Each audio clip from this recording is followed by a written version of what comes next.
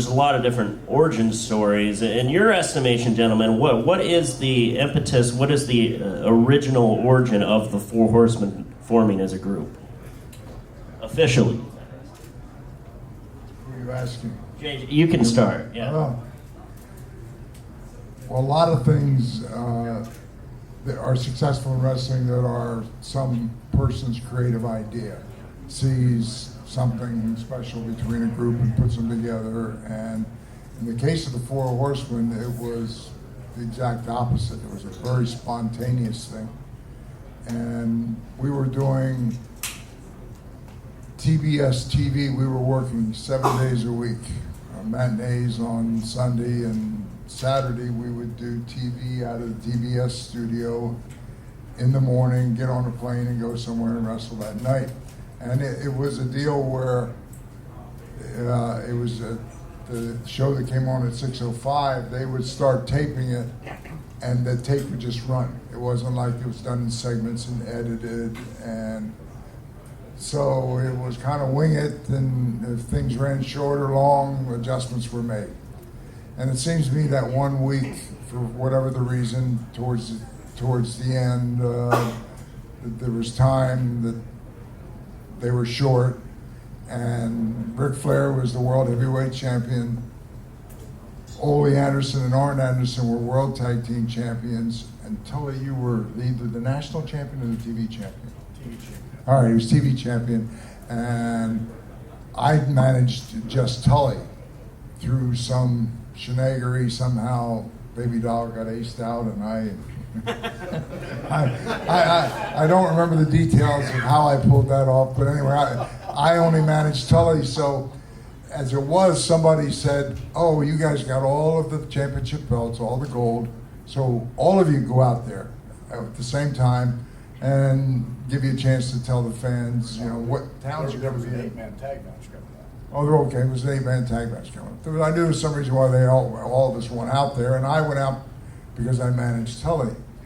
And the idea was to promote the 8-man tag match as well as tell them where the towns we were going to be in the upcoming week.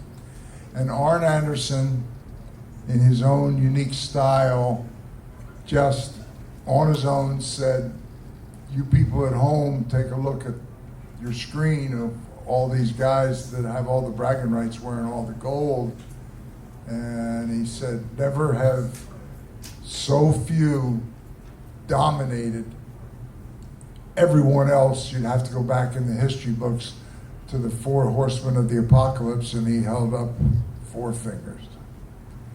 Well, nobody thought anything of it, except immediately following that, anytime any one of us went out there, it became an interactive thing because the fans could get involved. And they started yelling, "Four Horsemen." And then they started holding up the 4 fingers so that they were involved. And if I remember right, it was a couple of weeks that went by, and Jimmy Crockett finally said, "What's this Four Horsemen thing I keep hearing?" And I said, "Jimmy, I think maybe you better pay attention, because it certainly wasn't our idea, but the fans heard it, liked it, picked up on it, and there's..." Well, very shortly we were in Greensboro, and there was a whole, like the second row of ringside was a college fraternity, and they all came dressed in sport coats, ties, and sunglasses, and holding up a flashcard, "Horsemen." It was pretty phenomenal. And one of them's here from Greensboro, who works with, can't think of his name, drawing a blank, but he still follows on. He writes for the Torch, contributes to the Torch, and he was one of that group in the front row. Yeah. Are you talking about Bruce Mitchell? Bruce Mitchell. Yeah. Yes, thank you. You saved me. You should stay out of cages. I know. No, you don't. But again, it was an impromptu thing, and many of the successful things are something that the fans got involved in. And what made it so unique was that the 4 guys that were the core of it were already established in the business. They were already stars in their own right. Certainly Flair is the world champion. certainly Ole and Arn. By that time, Arn had rose quickly, and as an Anderson had proved his worth, and Tully was, I mean, he's here to honor his father. He's second generation. I first met Tully when he was a quarterback at West Texas State. I was wrestling in Amarillo, and just a great talent. So everybody was already established in the business. And what was unique about us is there were no egos. That a lot of times, especially when you have four, when there's There were great egos. Wow. There just wasn't any jealousy. Okay, yeah, that's better put. That a lot of times when there's interview time, and if there's 3 or 4 guys, and you go out there and they run short of time, and one guy doesn't get his time on the mic, and I've seen it time again, come back, head drop, face down because he didn't get to talk on TV. Where that was not our mentality. It was like we would often go out there with no order of who was going to say what. It just was whatever the feel of the moment was. And there were weeks where one or several of us didn't talk because somebody got on a roll, and we just had a chemistry between the 4 of us. We traveled together. We were in the dressing room together. Thanks to Mr. Flair, whether we wanted to or not, we partied together, and we spent more time together than we did with our families. And I don't think I certainly never would have dreamed that it would last as long as it did and become as big as it did. But it was, God, it was a great experience. Oh yeah, it was.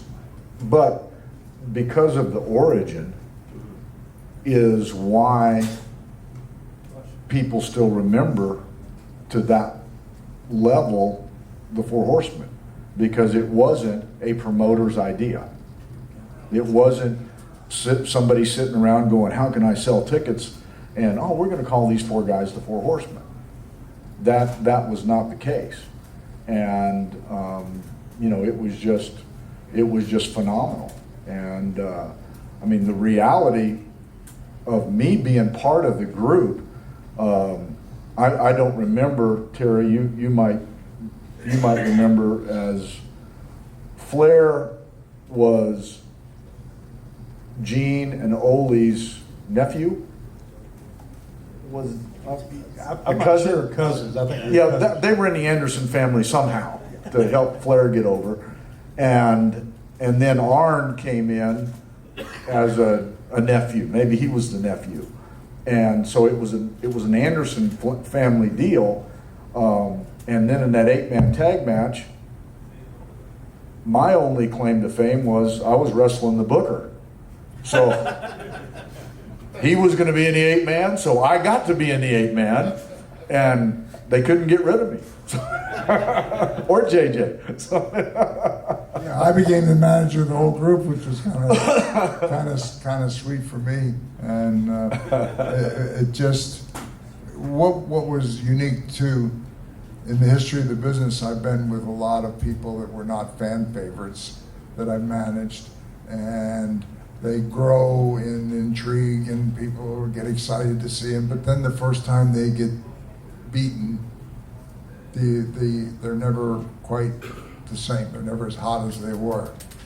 And we had a certain amount of magic that we could go out week after week and leave the ring in our own blood, but somehow manage to bring the belts with us. And then as long as they give us the TV time the following week for us to create our own version of what took place the week before, the fans used to look at us and say, knew that we were bold-faced.